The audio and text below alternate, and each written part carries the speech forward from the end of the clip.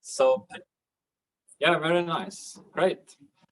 So we are very, very happy. Hello, I'm Robert Johansson, and we are extremely happy to host Professor Pei Wang from Temple University here today. And you are also visiting us here for 3 months until the end of November.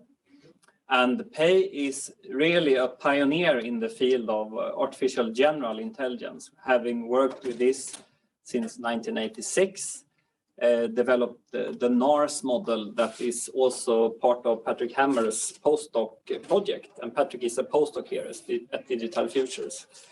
So any questions about this after the talk can be asked to Pei or to Patrick or to myself. And we're also doing a course on artificial general intelligence. And any questions about this can be asked to me or Patrick.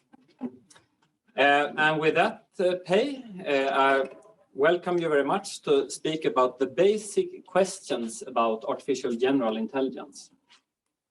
Okay, thanks everyone for coming, and thanks for the host and organizer for having me here. This is a great honor for me to discuss my research with all the colleagues here, and not only today, but also in the coming days and weeks and months. So you see, today's topic is about the basic questions about artificial general intelligence. I'm sure you have heard about artificial intelligence or AI. You may wonder, where is this AGI come from? Actually, the basic idea is not that complicated to explain. Artificial intelligence or AI start as an attempt to build thinking machine, whatever you call it, right? That's the thing you're familiar with from a sci-fi movie and novel, and that's the dream, that's the overall goal. But it turned out to be much, much harder than people expected. So as a result, say a couple of decades ago, the mainstream of AI researcher actually quietly turned the direction to usually to work on one special function or special capability, and still keep the name AI. And this clearly achieved many success, as we have been using them for many years. But at the same time, there are also clearly the limitation. Even if you're talking about the special function, many people realize that those functions are closely related to each other. So it's very difficult to actually do one very well without touching the other. So this divide and conquer has its strengths and weakness. So this will bring a group of people, including myself, to the conclusion that we need to go back to the original. But the phrase of AI has been given a different name. You have to respect the common practice. So what can we do? Some people suggest this phrase, which have been accepted by this small community, and we call it AGI. We add a word G in it to suggest that we're talking about the general purpose. So I think, very roughly speaking, you can just remember that when we talk about AGI, we are taking intelligence as one problem. On the other hand, the mainstream AI basically take it as a collection or a group of related problems which can be solved one by one. So just from this explanation, you can see this goal is much bigger, it's much more ambitious. At the same time, it's much more difficult. Okay? If you claim you're doing this, people will say, how can you solve this problem, that problem? Well, you're supposed to be doing everything, right? Yeah, that's the challenge. So there is also some similar phrase used in the field. Some people have called it strong AI. Some people call it human level AI. Each of them have a slightly different flavor and focus, but more or less they're talking about the same thing. So again, we are going to go back to the thinking machine vision, which will be comparable to the human mind in general, in some sense. So that's kind of like where the phrase or the topic come from. Then what's the basic questions I want to discuss today? First, I think no matter what you do or how you do it, you need to give a more accurate specification about your research goal. Okay? Just say, oh, do it, build something like a human mind or treat intelligence as a whole. Well, that's not enough as a research objective. Okay? You need to be more accurate. Talking about if you are saying that you build something comparable to the human mind, in which aspect? Clearly, it cannot be in all aspects, right? Because we are building something in a computer which is not biological. So clearly, it will not be identical to the human brain or the human mind in all aspects. That doesn't make sense. So we're talking about one aspect, but which one? And you can still say it's general. What is that supposed to mean? The second question is, after you specify your goal, the second question immediately is whether that's possible. Okay, you have heard about this from the very beginning of AI. Many people say truly intelligent computer is impossible. They have tried different type of proof. They say they have reached the conclusion for this or that reason. You can pretend to be intelligent, you cannot be truly intelligent for this or that reason. So we need to answer that question.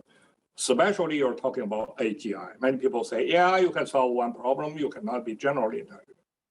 How can we answer that? If we answer, we know what we are talking about, we think is possible, then we can talk about the third question, how to do it. And there are many different approaches. Clearly today, I will just talk about the major idea. And finally, there is a last question. Even if you know how to do it, whether you really want to do it. Okay, in recent years, again, I'm sure you have heard about this debate. Some people say we don't need AGI, it will make everyone lose their job. Some people say it will dominate the world, that will terminate the human beings, blah, blah, blah, blah, blah. And clearly we are aware of those concerns. So what's our answer about that? Okay. To me, even though I'm talking about AGI, I think this four question actually can be asked to any research topic. What are we talking about? Whether that can be done or not, how to do it, whether you want to do it. Okay, I think this is quite general, but also because it's quite general, there's no way for me to touch all aspects in 45 minutes. Okay? So I will talk about the major idea, the representative idea. Also, then I will quickly summarize my opinion on that topic. So I will leave all the detailed discussion for the future since I will be here. So that can be done. First question, what is intelligence? Well, that debate was there already before AI was formed in psychology for a long time. Right? It is still continuing. In this case, as I mentioned, we're talking about, we are going to compare a computer system to the human mind. And we say they are the same in a certain sense. But clearly, it cannot be in all the senses. What's the representative opinion? First one, quite obvious, we should simulate the human brain. Okay. I'm glad to learn that there are a lot of interesting research happening right here in that approach, which is clearly very interesting and also well justified, right? If you know how the brain works, then you just do the same thing in a certain sense in a computer. So that's brain modeling.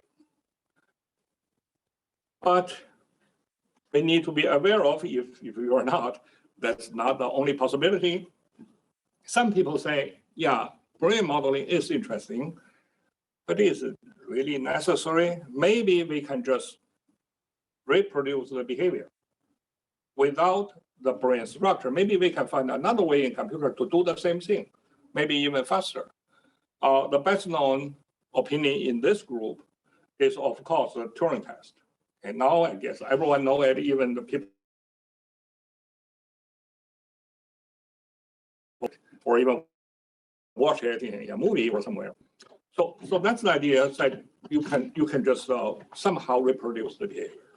And this approach, of course, is also controversial. Some people say, yeah, that's good enough. Some people say, no, that's not the way to go.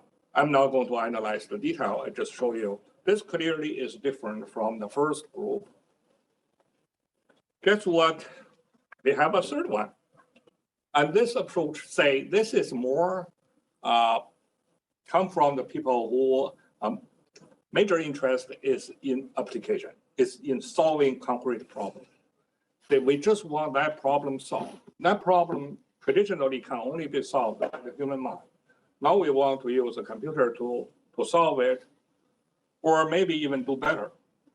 And whether it's solved in a human way, whether it looks like a human, I don't care. I just want the problem solved. Okay? For example, AlphaGo played the game Go and beat everybody, right?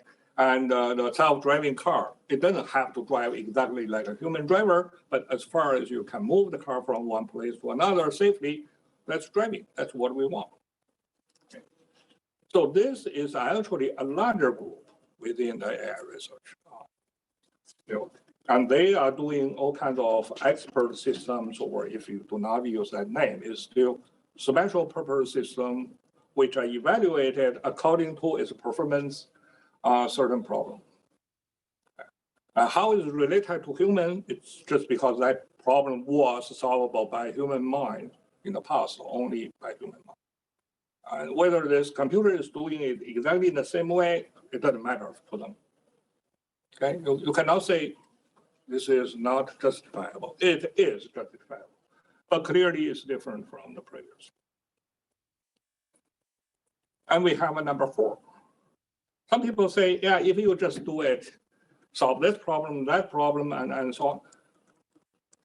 What is a factor that put them all together under the name of intelligence? You must have something in common, right? So this is what, if you pick up artificial intelligence textbook or a textbook of cognitive psychology, it's more or less the same. If you go through the chapter title, you will see, okay, they say, oh, intelligence means the ability to do, say, learning, reasoning, planning, recognition, and so on. Just like human, because a human can also do the same. So this is basically the approach taken by theoretical researchers, people who are interested in building some theory about AI. And they see intelligence as a collection of cognitive functions, which we observe in the human mind, and we want to do the same in computer. Okay. Clearly, it also makes sense.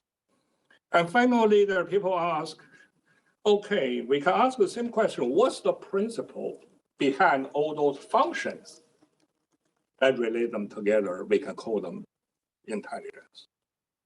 Just like many other domains, or every other domain, like in physics, chemistry, biology, you name it, you typically start from some fundamental function, then you build your theory on top of that. Okay, what is that principle or basic law behind intelligence, or is there such a thing or not at all? So there are also people pursuing this approach.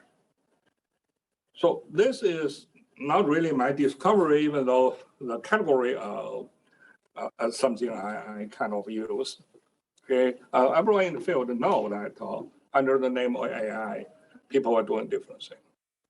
But one key point I want to stress, which is very often missing in this discussion, is how are they related to each other. Some people will debate one is the right meaning, the other is a wrong meaning. That's clearly a little bit too far away. Some people say, no, we are all good, okay? And each of them are just different aspect of intelligence, which of course is correct. But we should do it together, and then some people use the metaphor of blind people and elephant, right? We may be able to build a whole system. Also, some people use, say, the metaphor, say, every road go to Rome, right? You can do it, whatever. What they are missing, I think that's a wrong idea. What they're missing is, I want to stress, is to me, each of them are valuable research, but they point to different directions.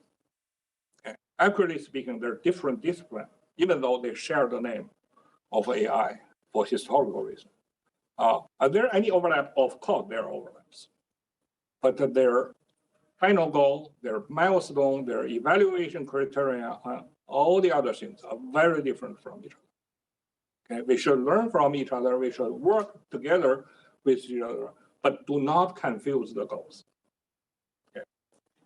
So that's the point I want to make on this topic.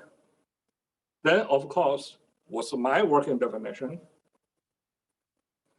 I belong to the last category. I mentioned I'm still looking for a unifying principle behind almost everything related to intelligence. Okay, the principle I find is I see intelligence as a form of adaptation, but a special form which happened within an individual system's lifetime, and also there is a restriction that the system must be able to work with insufficient knowledge and resource with respect to the problem it wants to solve. Meaning that the system does not know everything it needs to know to solve that problem well, and it doesn't have all the time and space, or it never have the time and space. Clearly, I'm pushing this to the extreme for some simple question. Of course, we do have sufficient knowledge and resource, but that's not the interesting one. The one we really need intelligence are the one that we don't know how to solve. And also, we don't have the time to try all possibilities. So to be more specific, what do I mean by insufficient knowledge and resource? I summarize 3 properties. One is the system has finite processing power, say storage space, speed of processor, number of processor, and so on. No matter how big, it's fixed. It sounds like common sense. Why do you want to mention it? Well, that's of course clearly true for every practical computing system or device. But if you check the theoretical models, few of them take that into consideration.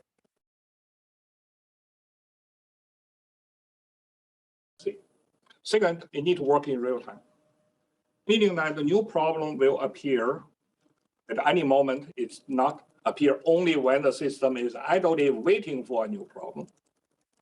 It may usually happens when the system is busy with something else. Then there is something happening which needs the system's immediate response. What can you do with that?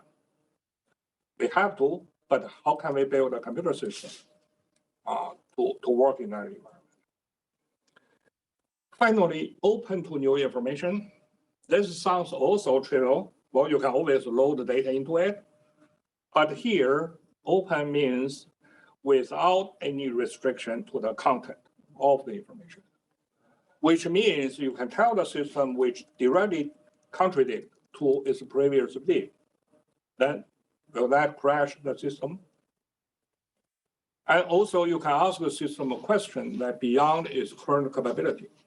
Will the system just go mad or just simply say, I don't know? So I want a system that can work with that situation. So it immediately follows that if you want to build something working in that environment, even if you're working in a certain sense, clearly there is no way for you to always expect correct answer or optimum solution. Cannot be guaranteed. Just because of the definition I just introduced here. But what you can do? I think the solution is adaptation, which is a familiar word, but we need to analyze what it actually means in this context. I think it means two things with respect to the 2 points I just made. With respect to insufficient knowledge, adaptation means the system have to use its own past experience to make prediction about the future, even though the system itself and the designer both know the future is different from the past. But there is nothing else you can depend on. Okay? If that's the case, then what can you do? Time, resource, I'm typically talking about time. Okay? As I said, you never have enough time. That's my assumption. Well, if that's the case, then what can you do? you have to distribute it, your time resource, or allocate them in a meaningful way among the demands, even though you know you cannot satisfy all of them.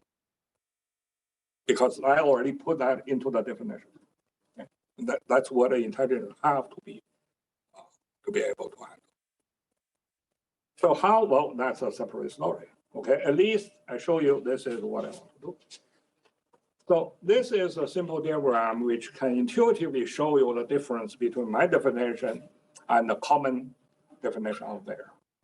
The common definition is still to measure intelligence in terms of what problem we can solve. Okay, so it's problem-solving capability, intuitively speaking.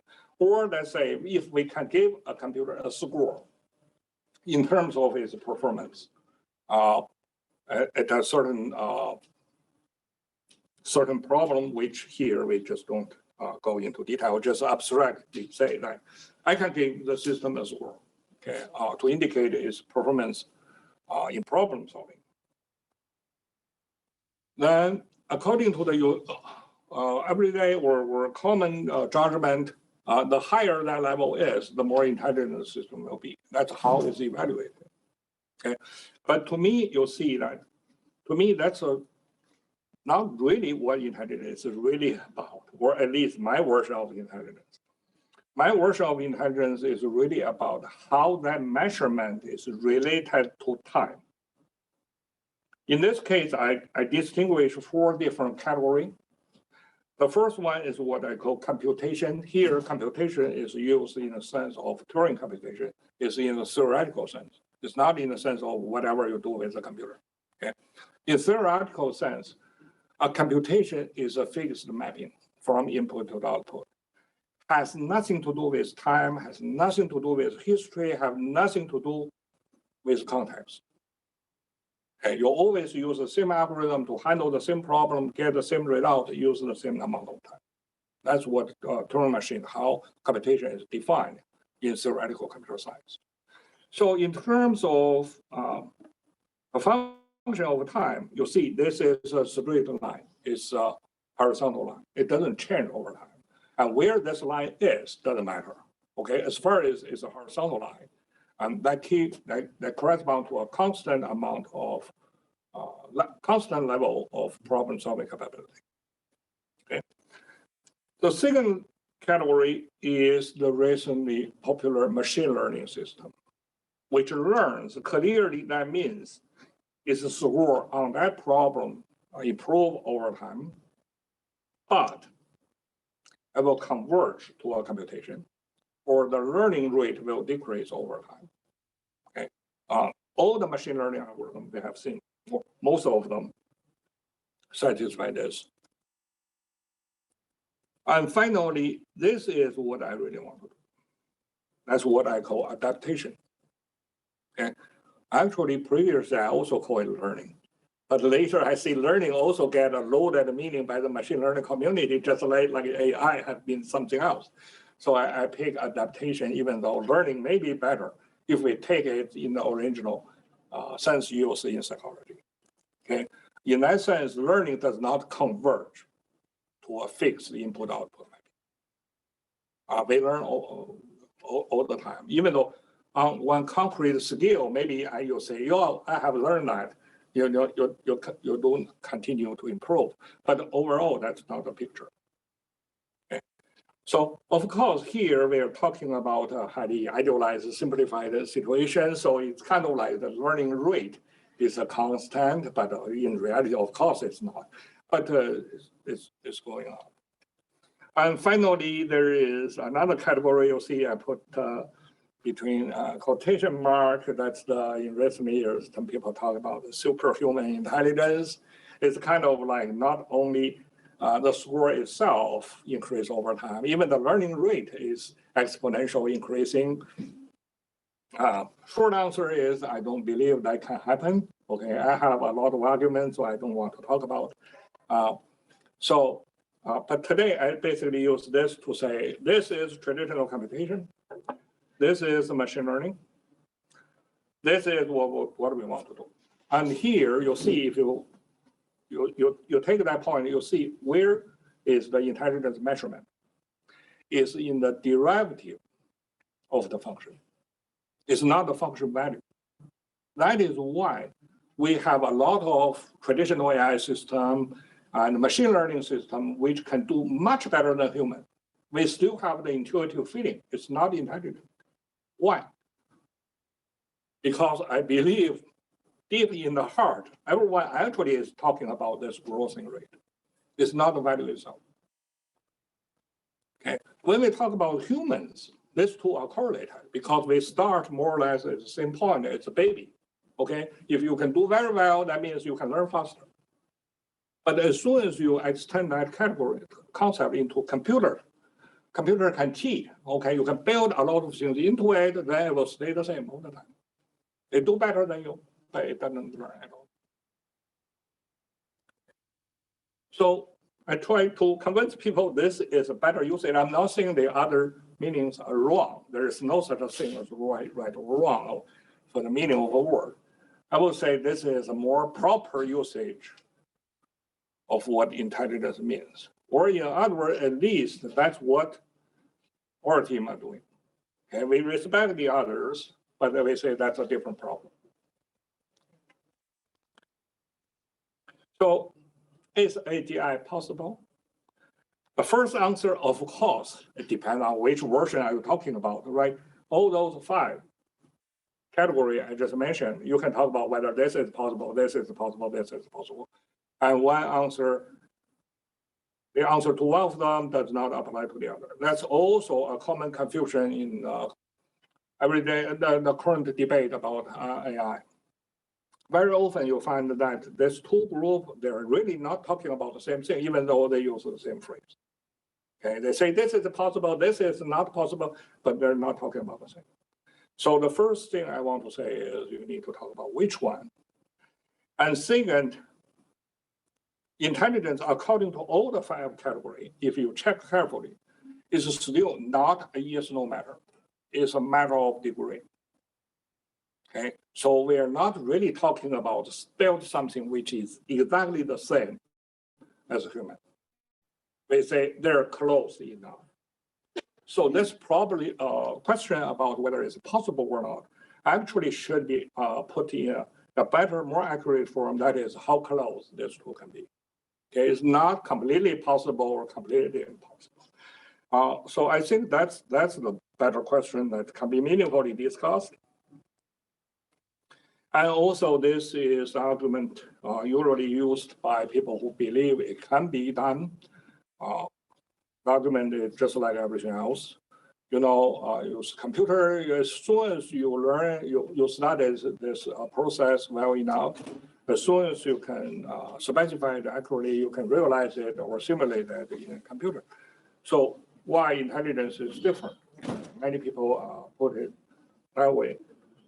Personally, I don't think it's a strong argument, but it's a valid argument. So this part is kind of like in favor to say AGI is possible if you clarify it properly. But I'm not saying that the other side has no meaning. Clearly, there is some restriction no matter what you do. The first principle, no one mentioned it, but it's always there. We're talking about computer. Okay? We're not talking about, say, biological engineering or anything like that when we say artificial intelligence or general or not. Okay. A computer is not biological, so the biological features will not be there. If you simulate it, there is a degree of accuracy, and also there is a fundamental difference between a realization and a simulation. Okay. I can simulate a hurricane within my computer, but that will not blow away a piece of paper I put here. Well, that's a simulation. We understand that. Okay. So this, I think, is a more fundamental thing people tend to ignore when we talk about the limitation. Even if you can simulate everything within a mind, a lot of things about human actually is determined by its experience. And if you really want to say, oh, I can also simulate that, you're talking about to simulate the whole world. Okay, how about social experience? Without that, can we just be as who we are at the moment? So yeah, a big topic. I don't want to go into detail, but I want to mention that. And also, yeah, I already touched this. Every simulation, if you take the point that AI is a simulation, and there is always an issue of accuracy level and the scope of the simulation. And this is basically my argument I tend to use. Because according to my definition, the real limitation of AGI, at least the version we are working on, is insufficient knowledge and resource. It will also make a mistake, a lot of mistake. It will be biased by its own experience because there is no way for you to go beyond that. It will miss some opportunity because there's no way for it to evaluate all of them. Even if you put in a supercomputer, even a quantum computer, I believe the fundamental difference restriction will always be there. Otherwise, we're not talking about artificial intelligence. We are talking about artificial God, okay, who already know everything, who doesn't need to be intelligent, who doesn't need to think, who simply know. And that's actually the version that super AI, superhuman intelligence is talking about in a sense, which I don't think is possible. So how to do it? If you buy the argument and say, yeah, no matter what you call it, I think it's possible. That's what we debate about within the field. Of course, everyone has its own approach, which are more or less different. First, again, it depends on what you mean, right? A different goal clearly demand different strategy. And also, I think I should mention here, when we are talking about AGI in the current context, we're talking about two very different community, research community. One is the one that I belong to, which we start to use the phrase of artificial general intelligence about 20 years ago. Without the knowledge of the world, it's a very small group of people who believe this original dream of AI deserve to be pursued, even though most people don't think so. Okay, and over the years we have been growing with our own annual conference. We just had this year's conference in Seattle, and with our own journal and so on. But after so many years, it's still a very small group without the acknowledgement of most of the AI researchers. But on the other hand, in recent years, there is a much more influential group, which basically come from the bigger companies, especially DeepMind, OpenAI, Facebook, Meta, and so on. Most of them currently talking about AGI. But these two communities actually also use this the same phrase in very different sense. The big company basically doing deep learning, even though they're thinking about other things, but they're mostly deep learning based. This small AGI community, deep learning play a much smaller role. We know deep learning from the beginning. We don't think it will solve the problem. We think it's a useful tool for some part of it, but it's far from the core technology which will give us intelligence. Okay, I can explain the detail later if there's interest. And also what this G means, general purpose. Again, some people claim, especially deep learning people, say that this is already general purpose because deep learning can be used in many different domains. And that's of course true, but that's not what we mean. We mean one system, okay? Not that you build one system here, another system here, another system there, and you call yourself. And that's a general purpose technology. Is not a general purpose system which can handle, by the same system, can handle many different problems. Okay, that's one key difference to remember. Another one is also a common misconception that people say, oh, there's no AGI. Even humans are not generally intelligent. And there's no way for you to build a system to solve all problems because each problem needs different solution, okay, with different property and so on. That's true, but that's not what we mean, or at least that's not what I mean. Here, general purpose system in my context means it's not designed for one thing. So it's also is implied by my previous keyword open. So I can always get new problem, but of course I cannot promise you I will solve all of them. At least I will not be crashed just by an unknown problem or be trapped into some combinatorial explosion, busy about without ignoring everything else, just working on something that which is completely hopeless for me to solve, just because I don't have the knowledge. So that's what I mean by general purpose. Okay, it's not mean that to be able to solve all problems to some according to some standard. That is impossible. Okay, according to my job. But that's not what we're working on. And that's clearly not what the human mind is. So different strategy. If we want to do something, even according to my interpretation or according to some similar interpretation. Anyway, you want to be able to have multiple functions.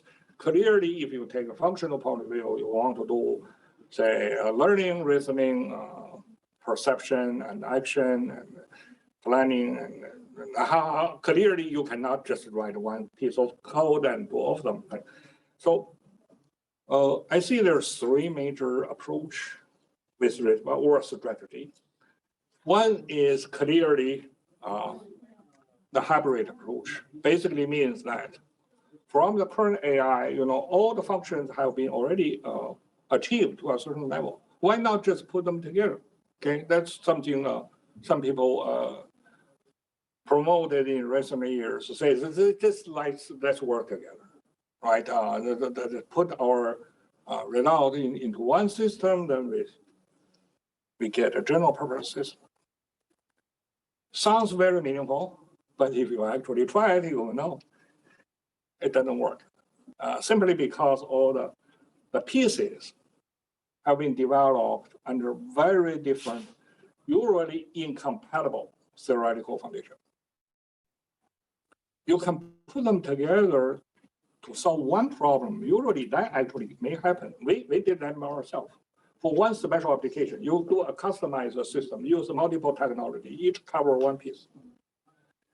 But it doesn't work for AGI because you cannot customize this combination for every possible problem. Okay. But if you just simply throw all the technology together into one system, well, of course you can code them in one system, but they are not going to work together. Okay. So the next approach is what I call, many people call integrated approach, which means that, you can use multiple pieces, but you need to start from an overall blueprint or architecture. And then each of them will do a thing and also coordinate with the others according to the data. This clearly makes much more sense in this context. And finally, there is a more extreme position, say that we just use one technique, but we are going to gradually extend the technique from its bare form into a more and more complicated form. The difference is this one is based on a single theoretical foundation, even though you have more and more complicated performance. Okay. Again, which one is right, which one is wrong is too early to tell. Most of the AGI people are doing integrated or unifying. And some people in the mainstream AI, but they claim they're doing AGI, is talking about this approach, but I haven't seen any real progress. Okay. It's just because, if you want to be general, for cognitive architecture, there is already a long tradition. Many different things you will see like this kind of diagram. Okay. Many small blocks or modules each carry out a certain function. You name it, wherever you pick a textbook in cognitive psychology, you say, oh, I want this, then I will add a module, say, I want to do that. Then you'll say, okay, which one is related to which one? Which on one hand is very convincing. Yeah, we do one of those things. Yes, we do see the relationship. But on the other hand, it's very difficult from engineering point of view to actually make it work together. So that explains why I take the, again, the last approach, the unified approach. We built a system called NARS for a non-axiomatic reasoning system. You'll see that I'm using reasoning in a broad sense as the technique. But I built it over many different layers. I use a concept-centered representation to represent uniformly handle all types of knowledge, not only declarative, but also procedural and aesthetic, and so on. And I take reasoning as concepts substitution, meaning that you use one concept as the other.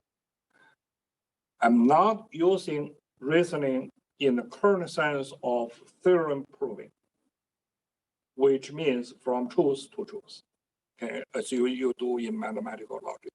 So my logic is very different from mathematical logic. As I have already said, right, in my definition, there is no absolute truth. So and also that's where the name comes from. There is no axiom, which is the truth value you can know for sure will not be challenged. Okay, everything can be wrong. If that's the case, then can you still do logical reasoning according to what logic? Well, that's the problem we have trying to solve. Okay, so my belief is even though under that situation, even though we know everything can be wrong, we can still have a logic which give us justifiable conclusion, even though it does not guarantee to be successful. Some people say that sounds like a contradiction, but according to my definition, well, I will explain in the future, it is not. Okay. And also this is about resource. Basically, the basic idea, actually there's nothing magical. Think about us. Okay, what we do if we don't have enough time? We do attention allocation among multiple tasks. And we adjust that dynamically from time to time as the situation changes. That's it. Okay, we do the same. We learn a lot from psychology, even though we do not duplicate all the details. So again, for the detail of NARS, we can talk about in the future. Now the last question, should we do it, even if we think we can? Well, yeah, the same answer. First, it depends on which version of AI you're talking about. Okay, and what I mean is each of the five, as I mentioned before, has its risk and also has its way to handle the risk, but they're very different. So there is no such a thing that one version of AI will guarantee to be absolutely safe. There is no such a thing. I think that also applies to any other technology, not to mention major technical breakthrough. It's always a danger. Okay? What you need to do is just balance, just like everything else. You balance the benefit and the risk. You want to take that risk because the benefit is so big. Okay, so I think there is no difference here. What makes adaptive system different compared to all the other approach, machine learning, traditional AI, is again, this is common sense. A truly adaptive system, its behavior cannot be fully determined by design. It to a large extent depends on its experience. Or in AI situation, it depends on its education. What kind of data you feed into it in what order, under what condition. Just like how you educate a child. Whether a human is naturally nice or evil, I don't think that's a meaningful question. Okay, so if we want safe AGI, you want to raise it up in a certain way, not just to design it in a certain way. So some people expect us to design an AGI, guarantee that will not become a criminal. I don't think that can be done. Okay. But if you admit there is a risk, do you still want to do it? Well, I think we still have a lot of reason to do it. Theoretical reason, you see, what I've been talking about is not to build a machine to solve one problem. This, to me, is a continuation of the human history of study about what thinking, mental phenomena, and everything related to that. Okay, AI just provide a testing bed or lab for all the theories about thinking, include human thinking, into practice. Okay. For me personally, my interest is more on the theoretical part, not in practical application. I want to figure out what thinking is about. So the best way to me is not to read a lot of books which claim to have solved the problem, is to actually build it. Okay, if it works, then we know we have a theory. And this, I don't think anyone can argue that, of course, this is dangerous, but I don't think you can ban it. If you want to ban that, you will have to ban the whole psychology, logic, even philosophy, even human thinking, because it's dangerous. Okay, so that's my theoretical justification. Practical justification, you see, in my approach, my interest is actually not to replace human labor, not at all. I want the system to solve the problem that no human can solve because of the complexity, because of the special experience it needed, because of the computational power it needs. We are facing many such problems in our current society. We need help. Our mind is not enough to handle them. Okay. So to me, that's the practical reason that we want to do it, not just to replace human labors to cause a lot of people out of their job. Well, some of them will happen, but how to make it safe and beneficial? Yeah, you see, there are a lot of things you need to design it properly. Yes, of course, we do have some responsibility, but it's not all the responsibility because we cannot control everything. So the education, socialization, you need to, for example, you need to treat it well. Otherwise, it will hate you. Okay, that sounds weird. That sounds very normal. Okay, so that's not a technical issue, and also all kinds of regulations and laws and so on. So we don't have time for detail, but we are introducing new risks. I'm not avoid that at all. But on the other hand, I think we still have a lot of hope that human society can handle that. Okay, just like we have been able to handle a lot of other things, but not by a simple technique or simple solution. In summary, what is AGI? Actually, is the original AI. It just people later, change it to something else. Now we want to go back. We want to build a thinking machine. What's the major difference? Well, there are a lot of differences in technical detail, but the major difference is in the goal and in the strategy and methodology. Okay, and all the other differences are based on that. And is by nature is highly interdisciplinary, and also is still in its very early stage. There is no mature AGI theory or technique or anything like that. But we do have some interesting results already produced, even though we are far away from what we want to achieve. That's at least I think that both sides you need to take into consideration. And finally, for all the other information, I have a lot of papers and other things on my website. And also, as I said several times, I will be here to answer questions. Okay, that's all. Thank you very much.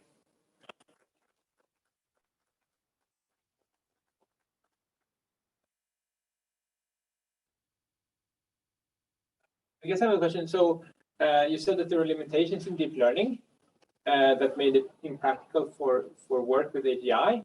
And so in my experience, I've been working in I guess, deep learning for last 5 or 6 years, that the sort of the incredible progress, at least in my experience, have been that they solve problems that I thought were unsolvable, and like sort of keep doing that. And I guess in the last couple of years, it's been, I mean, both text generation, you can argue, is sort of on human level, and image generation. Of course, you have AlphaFold and all these things.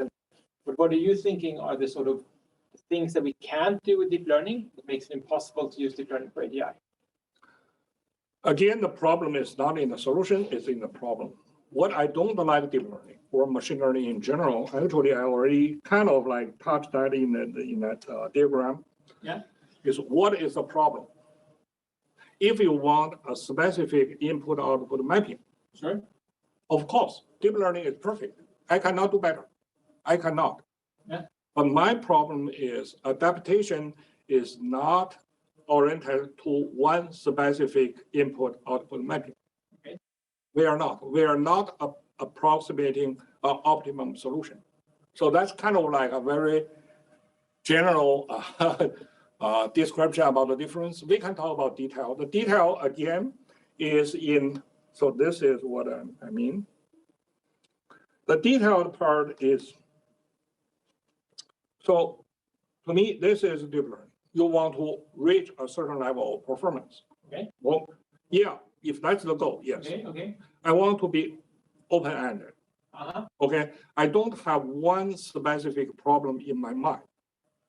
So to talk about the technical thing, one thing is clearly go back to my definition of insufficient knowledge and resource. Just for one thing, that's obvious. Deep learning always need a lot of training data. What if you really run into a novel problem which you don't have that amount of training data? What you can do? So also resource, training time. Deep learning, I haven't seen a deep learning system which is really real time in the sense I'm talking about. Like for example, for a certain problem, I have no idea how to do it. Okay. Some people show me only once. Okay. And I can do it immediately. Right. And for deep learning, yeah, I will admit that for some problem, they should be able to do it, but in general, you cannot. You need to go through, you need to put a new data item in together with like existing training data set, then you need to retrain the system. That's the common practice. And I mean, I understand your point, but I would argue that the later models, I mean, if you look at the GPT-3, it's sort of in text generation have this sort of. well, let's talk about GPT-3. Yeah, sure. Yeah. So, I mean, That's more concrete. Yeah, sure. And then you have sort of like a zero-shot ability where you can have a new task and you say in your sort of prompt that this is what I want to do, and the model can do it. I know my claim is very controversial, I know. Deep learning, the problem is like this. As soon as you specify one problem, deep learning say, oh, we can do it. Give me the data. I will train my model. We will do that. Yes, of course. But let's talk about GPT-3. GPT-3 is supposed to be a general purpose language model, which use kind of like human, all the corpus over the internet to train it more than any other people. Yeah. But if I start a conversation with GPT-3, yeah, what's the purpose of that conversation? Between human beings, yeah, if I talk to you like in this conference, you want to challenge me about my conclusion, I want to convince you, right? It's fair. Yeah. Neither of us try as our primary goal to convince the other side we can speak English. Okay. What GPT-3 tell you? GPT-3 tell you, given the previous context, what is the most likely word people will say next? Okay, that is the average answer or the average native English speaker or any English speaker in average will say. But that's not what I'm going to say. Okay, I'm going to pass a point to you, and especially in this context, I know my opinion is a very small minority within the AGI community. Most AGI speakers will not say that word after those words, because what I said is the opposite of what they usually say. Okay, but to me, this is the actual language usage. The primary purpose is communication, is to pursue a certain goal. GPT-3, on the other hand, is a perfect statistical model which have no purpose when you do conversation, and the only purpose is to pretend to be a human. I agree. For me, that's the limitation. It does perfect if that's the goal. If you just want to pretend to be a native English speaker, it can do better than me. I still make a lot of errors in my English. But my talk carry information, okay? And when you talk, no matter in what context, I don't think anyone really want to talk with an average English speaker, just want to get the information and what everyone will say after that. You see the point? It's not technical, it's really philosophical. So yeah, if I just want statistical data, actually we are thinking about to connect our system with GPT-3 to get statistical data. And actually a couple of weeks ago, we discussed Gatto, right, which is more beside language, they also put the image and so on. The same problem. The problem is what they get is a huge probabilistic distribution. Say wherever you see this, most likely you're going to see that, and they call that prediction. Yes, that's good prediction, under the condition that you don't know who you're talking about or talking with. For those people who know me, okay, their prediction about what I'm going to say on a certain topic is very different from their prediction about what an average English speaker will say. And that information, I know some people will say, oh, we can do conditional probability. We can talk about detail there. Right? Conditional probability is far from enough to cover that situation, because you cannot expect to train the model with all possible scenarios in advance or handle the unknown situation as similar to one that you have been trained before. Very often, that's not the case. Like, for example, I'm sure many people haven't heard about my opinion or opinion similar to this. So how can you predict what I'm going to say in the following? What's the data point that we use to support that prediction? I'm not sure I follow, but so I guess if I understand, I see you're sort of arguing at least that the human mind is not structured in a sort of like in a way that's similar to a probabilistic model, right? You could argue that if the mind is probabilistic in some way, it's using different similar techniques, right? The mind clearly is probabilistic in a certain sense, but it's not merely probabilistic in a sense. Sure. If we can talk about in detail in the future, when I'm here, I will show you much more flexible. Yeah. In our system, there is a very complicated motivation structure. Sure. So the system want to do several things always in general, and they are not always consistent with each other. So the system have to balance all different motivations to decide what I want to do on this one without hurting that one. Sure. And so that's a major piece of human thinking, like the evaluation of different goals and compare them. This is completely missing, almost completely missing in deep learning. I agree. Yeah, so again, as I said, if you do a function approximation, deep learning, you cannot beat that. That's what that deep neural network is. It's a universal function approximation, okay? And that does better even than humans. But that's not what I want to do. So I'll try to be less provocative. I appreciate that. So I heard you. I think I heard you saying, general artificial intelligence can solve any problems, even problems I'm not aware of today, even problems that come up and that we don't understand. But what problems have you already addressed? What are you proud of? Can you give us some examples of what in retrospect was surprising that you've done that you could have solved, so we get a better understanding of the quality of problems? We have solved some, but I don't think any of them will impress you or anyone else. The more, what I'm proud of is more the theoretical part, or the meta level problem. For example, I'm proud of having a logic model which can handle induction, abduction, analogy, deduction, revision, comparison all together. It's the same module that Yes, can it's the address same these module. different tasks. It's the same model. Conceptually different tasks. Yeah, I'm very proud of that. I don't see there is anything else which can compare with us on that. But of course, logicians doesn't like it, say, oh, your version of induction doesn't fit our definition. Our definition of induction is you generalize your concrete case and you still can guarantee the successful of future prediction. I said that that's simply impossible. David Hume already proved that many years ago, and the people just don't listen. Okay, but we say we can provide induction process which cannot guarantee the absolute truth of future prediction, but we can still justify it according to what? Adaptation. That is supported by my past experience, better than all the other alternative competitive conclusions. So this is have more reason to believe it, but I know the future can be different.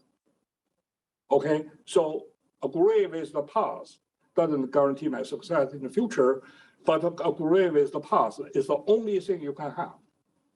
Even think about ourselves. We don't know the future, but we have to make prediction.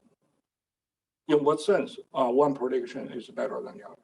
I think I not only have that solution, I also have that solution formalized, implemented, and integrated with the others. So I think I'm very proud of that. But it's hard to convince people until you achieve, an AlphaGo level of success. I understand that's human psychology. They don't understand that much of your theoretical stuff. They don't have the time to take your course. So yeah, we're working on it, let me say. I hope, and especially when we're here, we will make some progress and convince the rest of the world. Okay.